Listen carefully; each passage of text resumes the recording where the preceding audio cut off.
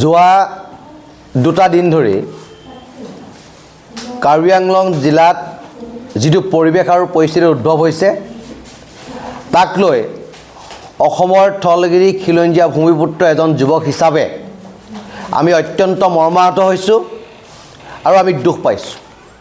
আমি দুখ পাইছোঁ এইটো কাৰণতে যে কাৰ্বি আংলঙত ভূমিপুত্ৰ কাৰ্বিসকলক কাৰ্বি গৌবেক বুলি ক'ব পৰা হৈছে।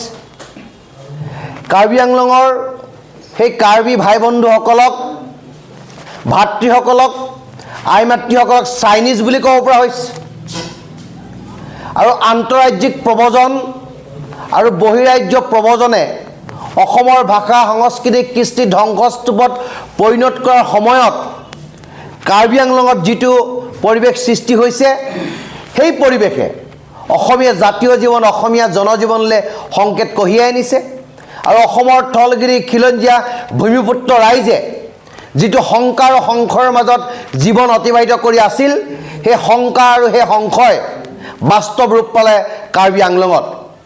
আৰু কাৰ্বি আংলঙৰ জনতাৰ যি ক্ষোভ, কাৰ্বি আংলং জনতাৰ যি দুখ, কাৰ্বি আংলং জনতাৰ যি মৰ্ম বেদনা, সেই বেদনা আমি থলগিৰি খিলঞ্জীয়া ৰাইজৰ প্ৰতিজন প্ৰতিনিধিয়ে উপলব্ধি কৰিছোঁ আৰু চৰকাৰক দাবী জনাইছোঁ যে যি উদ্দেশ্য লৈ কাৰ্বি আংলঙৰ স্বায়ত্তশাসিত পৰিষদ গঠন কৰা হৈছিল, ষষ্ঠ অনুসূচীৰ অন্তৰ্গত কৰা হৈছিল, তাক সুচাৰুৰূপে চৰকাৰে পালন কৰিব লাগে। সাংবিধানিক অধিকাৰ তাৰ খিলঞ্জীয়া থলগিৰি ৰাইজক প্ৰদান কৰিব লাগে আৰু কাৰ্বিসকলৰ ভূমি, কাৰ্বিসকলৰ ৰাজনৈতিক অধিকাৰ, কাৰ্বিসকলৰ সাংস্কৃতিক অধিকাৰ, কাৰ্বিসকলৰ অৰ্থনৈতিক অধিকাৰ সকলো তেওঁলোকক প্ৰদান কৰি অসম আৰু অসমীয়াৰ অস্তিত্ব ৰক্ষাৰ যিখন সংগ্ৰাম থলগিৰি জনতাই কৰি আছে তাৰ পক্ষত চৰকাৰ থাকিব লাগে।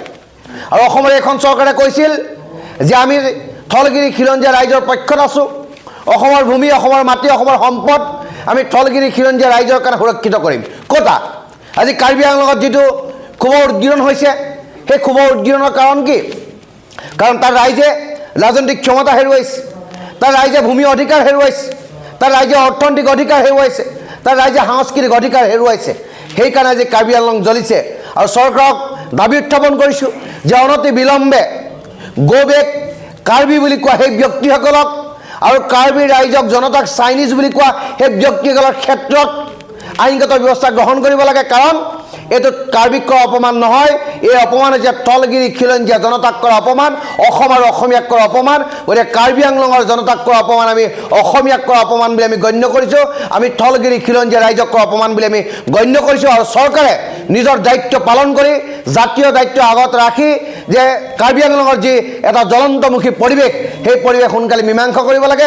সকলো ৰাইজক লগত লৈ সমাজখন গঠনৰ কাৰণে তেখেতলোকে চিন্তা কৰিব লাগে যাতে কোনো ক্ষেত্ৰতে থলগিৰি খিলঞ্জীয়া ৰাইজে বিপদগামী নহয়, থলগিৰি খিলঞ্জীয়া ৰাইজৰ যাতে অধিকাৰ খৰ্ব নহয়, কাৰ্বিসকলৰ পক্ষত থাকি তেখেতলোকৰ অধিকাৰ ৰক্ষণাবেক্ষণৰ কাৰণে চৰকাৰে কাম কৰিব লাগে। সেইটো এজন থলগিৰি খিলঞ্জীয়া যুৱক হিচাপে আমাৰ দাবী আৰু টাইহং ছাত্ৰ সন্থাৰ মঞ্চৰ পৰাই আমি পূৰ্ণ দাবী আমি অসম চৰকাৰৰ ওচৰত উত্থাপন কৰিছোঁ।